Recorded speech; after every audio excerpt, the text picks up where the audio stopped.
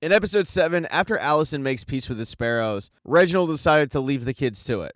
He grabs the car and puts the dead body of Klaus inside, and he starts driving, until eventually Klaus starts banging to be let out.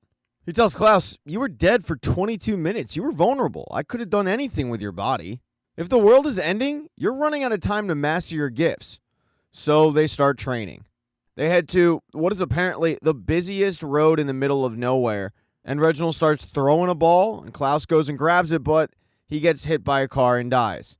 And Reginald just starts timing how long it takes him to come back to life. Slowly, Klaus starts improving his time until eventually it's like he never died at all. After he's mastered that, there's really only one thing left to do: face his fear. They head to the cemetery. Klaus has no interest in going in a mausoleum whatsoever, and Reginald can't understand it. He asks him, "Why do you, of all people, have a fear of the dead?" And Klaus once again reiterates, "Yeah, it's probably because you locked me in there as a little kid." And Reginald cuts him off and says, "Exactly. We can't change the past, but we can confront it." So Klaus tries, but the moment he sees a ghost, he takes off running. He runs up to Reginald, and Reginald says, "What are you afraid of?" "I'll tell you, you're not afraid of those ghosts. You're afraid to even try. You'd rather quit than disappoint me. In any timeline, I'm simply too far brilliant of a teacher to have left you so untutored. This was no accident what I did to you kids. I made you feel small and confused about your own power so I could control you.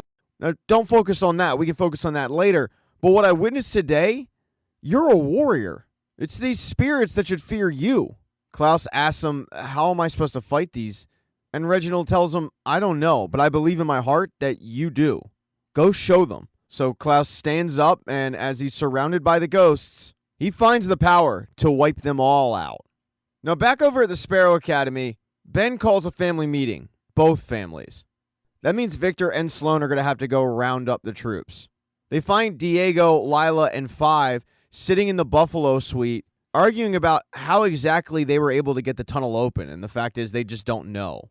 Five really wants to know because his older self said Oblivion. Then you've got Reginald's super secret mission called Oblivion, and this secret tunnel is leading to the Hotel Oblivion. He wants to follow it. But understandably, Lila and Diego have no interest in that, especially after Diego lost his fingers. Five's going to have to wait because when Luther comes in and tells them about the family meeting, after a little bit of pushback, they give in and follow him over to the Sparrow Academy. Everybody arrives except Victor and Klaus. There's a lot of petty insults thrown back and forth, but eventually they get the meeting on track, what to do about the Kugelblitz. As they're discussing what they're going to do, Victor runs into the room and says, "Where is Harlan?" Victor assumes it was the Sparrows, but Allison pipes up and says, "They didn't do anything. It was me. I killed Harlan." This sparks a big fight between Victor and Allison, to the point where Ben and Five start taking bets.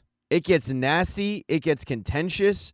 Allison reveals to everybody that she found out Harlan killed their mothers. And it segues from Harlan into their own personal issues with each other. As tensions build, Allison screams at Victor, "Shut your mouth." And when she does that, her eyes glow yellow, and Victor starts to choke. Five asks her, "How did you do that without saying I heard a rumor?" And Allison tells him it's just a little residual gift from Harlan. So she still has some of Harlan's powers.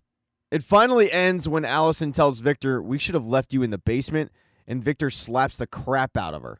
Victor then runs off to Ben's bedroom to hide, but she notices something interesting. Ben is drawing a picture of a woman, and it's the same woman, and her name is Jennifer.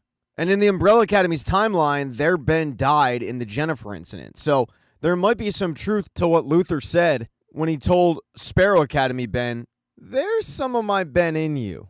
The rest of the Academy then heads downstairs to the basement so everybody can get eyes on the Kugelblitz. Sloan is just about as smart as Five, if not smarter. And she's come up with a plan. It's to trap the Kugelblitz.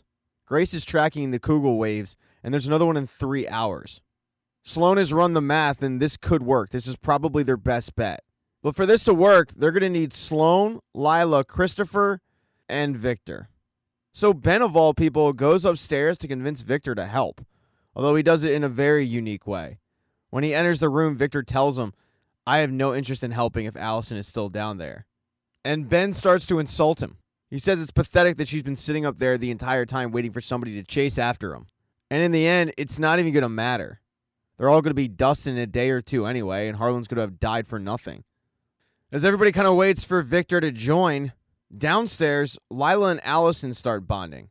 Lila wants to know from Allison if there's any tips or tricks to get Diego to accept her apology. That kind of morphs into what Allison's going through, feeling lost and confused because, well, she's lost everybody she's loved. Lila's suggestion is you got to pick a focus point, something concrete to lock onto no matter what changes around you. Allison asks Lila, what if I had one and I lost her? And Lila tells her, find another one, or you're going to fall down. Five then enters the room and tells everybody that they're ready to begin. All four of them start working together to shrink and trap the Kugelblitz. But that's when Grace tries to interrupt them. She's been so transfixed by the Kugelblitz, she really believes that it is her god. And now that these kids are downstairs trying to get rid of it, she can't let that happen. She grabs a flamethrower from the armory, and she comes downstairs and tries to stop them. Luckily, Five is able to get her from the basement to the living room and kill her. It allows the group to continue to try to get rid of the Kugelblitz. And it works. They're able to shrink it enough where Christopher is able to trap it in, and when the next wave is supposed to hit, it doesn't. Now it's party time. Everybody starts drinking, dancing, tearing it up, except Victor and Allison. They're the Debbie Downers in the corner. When the drinking and the partying settles down a little bit, Luther heads up to the roof because he's got a gift for Sloane. It's a travel guide to Italy, or at least what's left of it. But there's also an engagement ring inside. Luther proposes to Sloane. Sloane says yes, and the two are going to be married. That's not the only relationship that's up for conversation, because back inside the house, Lila needs to have a serious conversation with Diego. We found out about the backstory of Lila and Stanley. Lila had no briefcase when she returned to the commission. They wouldn't allow her one. They were willing to send her anywhere in the world, so she asked to go to 1989 Berlin. She knew that her mother had hidden a briefcase in the Berlin Wall. So as teenagers were tearing it down, she found the exact spot and found it. But then she got into the act of tearing down the wall until a woman comes up and asks to borrow her sledgehammer. That woman was Stanley's mother. She was also the lead singer of a punk rock band, which Lila eventually joined as the drummer. When Stanley's mom took off one week with a bassist, Lila was kind of looking after him, but asked Stanley if he was up for heading back to the States to kind of torture one of her exes. That's how they got into this mess. She now kind of realizes, though, what a messed up thing that was. She tells Diego, I brought Stanley to you because I'm a coward. I wanted to drop a kid in your lap and see if you'd reject us and run. That felt safer than telling you the truth, because the truth is, I'm pregnant. Diego, of course, thinks this is yet another lie, but Lila swears, no, I really am pregnant. What really upsets her is the fact that she knows that she wasn't going to be a good mother, but when she saw him with Stan, she knew that he would be a good dad. Now it looks like they might not even have to worry about that with the world ending. Diego asks, what do you want from me? And she says, I want a family, and I want it with you. He asks if he can think about it, and the two just sit there. Upstairs, Five decided to go visit Victor. He thinks that it's about Allison, and while Five is concerned about Allison, this conversation is going to be about Victor.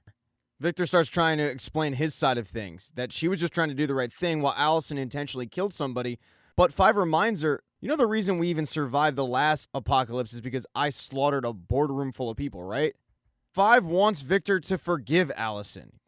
Kind of get over it. But Victor's just not ready to do that quite yet. He also has a message for him. Don't go rogue again. If you ever need anything, I'm there for you, but if you lie to us again, I'll kill you myself. And murder isn't just on Five's mind, because all the way downstairs in the house, Faye tells Ben, we're going to kill them in the morning, right? But Ben says no. She can't quite figure out why, but Ben says, I'm not done yet. Me and Dad have a plan. They start once again fighting about Ben's crappy leadership, but then Christopher starts freaking out. They don't quite know what's wrong with him, and the Kugelblitz explodes out of him, killing him, sucking Faye in, and destroying the academy. Thank you so much for checking out this recap. Please consider subscribing to the channel and subscribing to my Patreon. Hit thumbs up if you liked it. Smash that thumbs down button if you thought it sucked. If you left a comment, I don't get back to you. I usually don't check the comments unless they're like a super comment. Also, if you don't see the next video up on the end screen, not to worry, it'll be up in a day or two.